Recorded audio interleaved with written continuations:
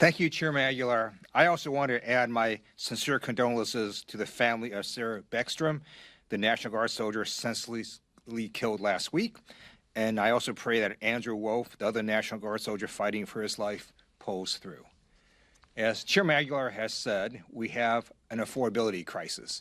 That's one reason Donald Trump is polling at the lowest level ever for a modern-day president at this point in a term, only 36% approval, over 60% disapproval.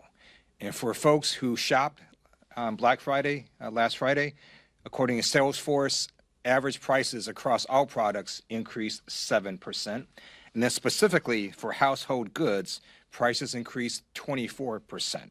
Things like furniture, appliances, dining, and decor all skyrocketed.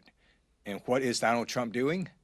He wants to make sure his Great Gatsby ballroom is as big as it can be. Trump and his rubber stamp Republicans are not focusing on the affordability crisis, and now we have healthcare costs skyrocketing. And if we don't extend ACA tax credits, it's going to mean that millions of Americans are either going to lose health insurance or pay a lot more for the healthcare premiums. Now I'd like to talk about war crimes. Last week, Secretary Hegseth lied and denied media reports that the U.S. military ordered a second strike on defenseless shipwrecked survivors. Then yesterday, both the White House and Hegseth said actually it was Admiral Bradley who ordered the second strike. I served on active duty as a JAG for 4 years and then an additional 21 years in the reserves.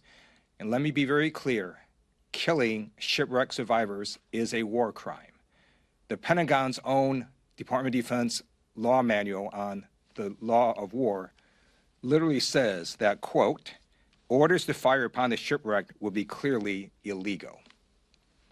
The Department of Justice must conduct an investigation into the war crime and hold all those accountable, including Secretary Hegseth. He allegedly said, quote, kill them all. If the Trump administration does not hold the people accountable, I guarantee you a future administration will do so, because there is no statute of limitations for war crimes. And now I have a message for the members of the United States military. Thank you for your service to our great nation. And for those of us who served, we know that we all followed a code of conduct. And part of that code of conduct is to not lie and to accept responsibility. Unfortunately, the head of the Department of Defense, Secretary Hegseth, engaged in dishonorable conduct. He stated on national TV, quote, I watched it live. We knew exactly who was in that boat. And instead of accepting responsibility for what happened, Hegseth chose to throw Admiral Bradley under the bus. Shame on Pete Hegseth. He is a coward. He must resign. You deserve better.